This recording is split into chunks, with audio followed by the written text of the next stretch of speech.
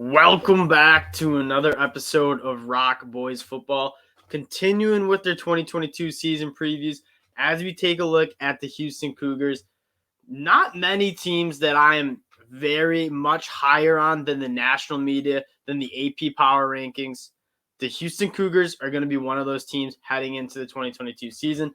Before we get talking some Houston ball, just want to thank you guys for all the support you guys are showing the channel. And if you guys do like talking football, consider subscribing to the channel. We love talking college football with other people. And if you guys like the NFL draft, also continue to consider subscribing to the channel. We appreciate all the support. Over 960 subscribers. Let's start talking some Houston Cougars football.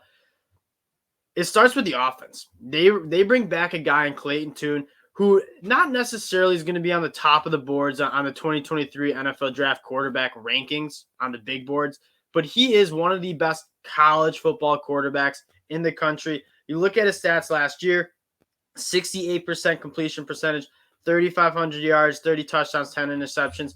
He's a guy that he's accurate with the football. He takes care of the football. He's on time with the football. And when the play breaks down, he can get outside the pocket, use his legs, pick up the first down or throw in the run. He's a guy that he's just going to move the chains for you. And this team, I'm extremely high on coming into the 2022 season because they have a quarterback who I love a lot in Clayton Tune. But then even more importantly, the wide receivers that they have returning, absolutely dynamite. And we're going to start with one of the best and one of my favorite wide receivers in the country, Nathaniel Dell, Tank Dell, as they call him in Houston. Not big. He's 5'10", maybe 5'9", 160 pounds. But he can do it all. I mean, he can press the field vertically and kind of win deep with the long speed. But even more importantly, he's just extremely shifty. Movement skills are incredible. He can create some separation underneath. He can run with the ball after the catch. One of the best wide receivers in the country. He might, similarly to Clayton Tune, he might not get the respect he deserves on NFL draft big boards because he is relatively small. I'll tell you what, I don't care what weight he plays at. He is one of the best wide receivers in the country. He can play at 140 pounds. I don't care. The film that he put out last year, I don't care what weight he played. He is one of the most special receivers in the country. You also return a guy like Keshawn Carter. Both guys who are kind of like to work inside in the slot. That's kind of where they thrive. And what I think is so special about this team is they go out into the transfer portal and get guys who are more boundary kind of guys. So that's going to allow guys like Keshawn Carter, Nathaniel Tank Dell to play on the inside and do what they do best. You add guys like Sam Brown from West Virginia, Joseph Manjack from USC, and then Matthew Golden, a true freshman who's been getting a lot of buzz in spring practice and kind of going into the summer. He's another guy that I expect to contribute. And then a guy that just isn't talked enough about in this Houston Cougars offense is this tight end Christian Teran. I remember watching the BYU game in the COVID season, so 2020, and this guy was special. I mean, working the middle of the field, he catches in tight spaces. He's very good in the red zone, and he can block. I mean, he checks off a lot of the boxes that you look for in those elite tight ends. I think the pass-catching unit combined with the quarterback like Clayton Tune, who can make any throw around the field, who can move the chains with his legs, is a really, really good setup for this offense and a reason why I'm so high on them coming into the 2022 season. You look at their offensive line as well. A guy like Patrick Paul is coming back. One of the best left tackles we saw in the AAC, I believe, as a true freshman last year. Maybe it's going to be his third year, but I'm watching him last year. This guy is absolutely incredible. And then you bring in a guy, Tyler Johnson, who will be there in the summer from the University of Texas. Former high four-star, top 70 guy in the country, one of the best tackles in his recruiting class. Those guys are hard to get in the transfer portal. I mean, that the highest commodity is those experienced tackles to come in the transfer portal and get. Houston gets one of them. And then to fill out the running back room, obviously took a hit with McCaskill going down with an ACL injury late in spring practice. Watching some of the film from last year, he is awesome. Gets out, he can catch out of the backfield. He's very good running between the tackles. He's good in space. Very good running back that you're missing. But look for guys like Tashawn Henry and Brandon Campbell to transfer from USC to kind of carry the load. Even if McCaskill doesn't come back for this season, I think they should be squared away with running. And now the whole reason I'm so high on this offense is it's very rare for these college football teams with all the faces leaving the program to check all the boxes. I mean, they got a great all-conference quarterback in Clayton Tune, one of the best pass-catching units, not only in the conference, but in the country, led by Tank Dell. A solid running back crew that you have two guys that you feel really comfortable about, and then an offensive line with a really solid left tackle, a right tackle who is highly talented. I mean, there is no hole in this offense. I expect this offense to take a lot of steps forward with all the returning production. Now we're looking at the defensive side of the ball. This is where you have a little bit more question marks about this team. It is very hard to replace a guy like Marcus Jones in the back end, like a guy like Logan Hall up front. And who is going to step up on this defensive line? You guys know when we're evaluating defenses, I like to look at the defensive line. How well can they get pressure with their guys on the front four and kind of create those negative plays, those sacks, those tackles for a loss, those QB hurries? That is how you get off the field in college football. You look at the Georgia defense last year. They messed up a lot of problems. Not a lot of problems, but Kirby Smart was on record saying that they were concerned about the secondary last year going into the season. Didn't matter who they could have tried to me on it, the secondary. I mean, the quarterbacks didn't have a second to drop back in the pocket and pass because Jordan Davis, Nolan Smith, Travon Walker, Devontae Wyatt, Jalen Carter were all just bearing down on him. And you look at Houston, which guys are going to step up after losing a guy like Logan Hall and kind of make that happen?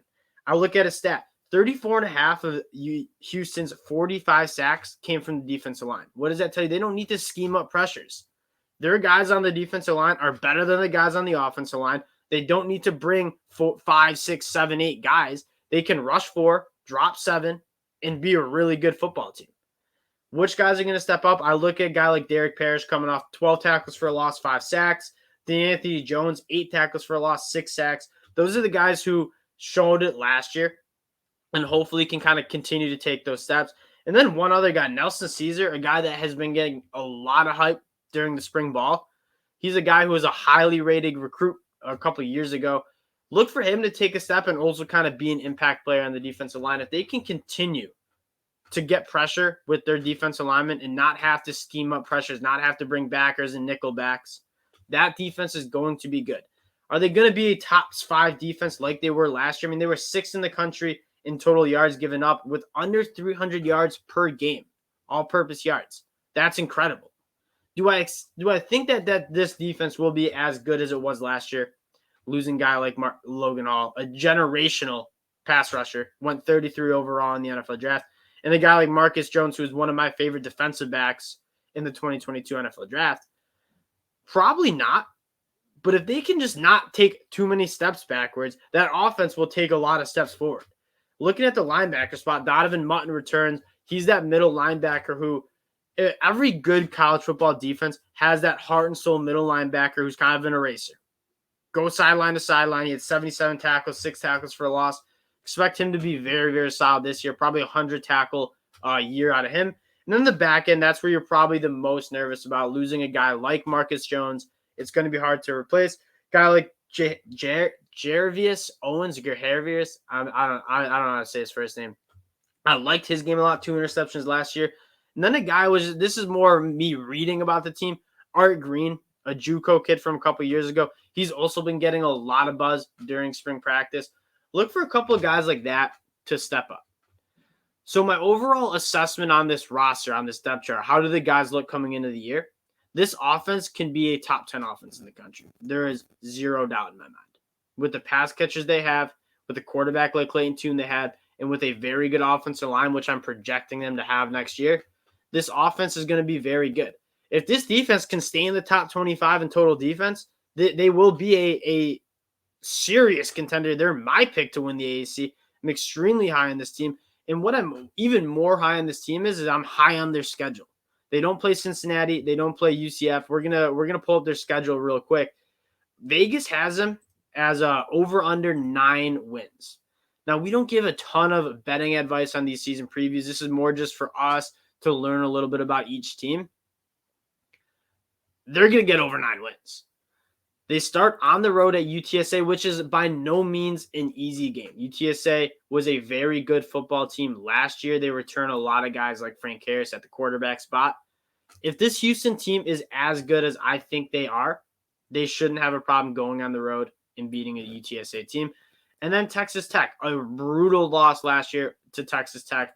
I think if you play them any other week in the season, especially towards the back end when Houston was really starting to roll, they're going to be beating a team like Texas Tech. If they can start off 2-0, that's going to really show you this team is about it this year. And then they play Kansas. That should be easy. And then they get into their in-conference schedule where, again, I said, there's not a team that I think I have them as an underdog. Rice, Tulane, Memphis, they should handle Navy, USF. The big game I would highlight is SMU on the road in Dallas. That'll be a tough game. SMU does a very good job through the transfer portal getting guys from Oklahoma and Texas. They're a talented football team, but they're also replacing Sonny Dykes, who's done a very good job at SMU. I don't think I'd have him as an underdog, even on the road at SMU. Temple, East Carolina. So again, and then finish out with Tulsa. There is not a team on this schedule that I would have them as a heavy over like a 3.5 point underdog. The teams that you might be underdogs against is what? On the road at SMU and maybe on the road at Texas Tech. You're already opened up as a 5-point favorite against UTSA. With no UCF, no Cincinnati on the schedule, I don't think it's crazy for this team to be looking at a 12-0 season and winning the AAC. I mean, Cincinnati has a ton of question marks with the amount of talent they're losing. And UCF is going to be good. I just previewed them. I like their team a lot. You could definitely hang with them as well. And so can they make the college football playoffs? That's probably a question that a lot of the Houston fans are asking. Well, how I would answer that is it's out of your control. You don't know what the college football committee is going to do. You don't know how other teams are going to play. All you can worry about is taking care of business and looking as good as possible in each and every game. The 13 games you're allotted, hopefully making the AAC championship game. It doesn't matter if you guys go to the college football playoffs. You want to put together a 12-0 season, which I do not think it's crazy to think that. Win the AAC championship game in the last year, and then get a ton of momentum going into the Big 12. Your recruiting should go up. The momentum of the program should be there. That would be a massive, massive tailwind, wind at the back of your sails, I should say, going into the Big 12 next year. So this Houston team, I am extremely high on. Again, there are not many teams that I'm much higher on than the national media coming into the season. Houston's going to be one of them. This team is going to be very good, especially if that defense side of the ball can be very good. As usual, just want to thank you guys for all the support you guys have shown the channel. If you guys do like talking college football, consider subscribing to the channel and let us know in the comment section what you guys think. A lot of you guys know more about this Houston program than I do.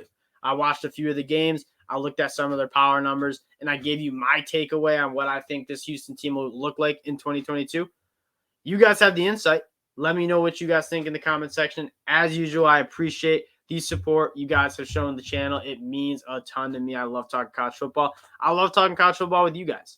So I appreciate it. And we'll talk to y'all later.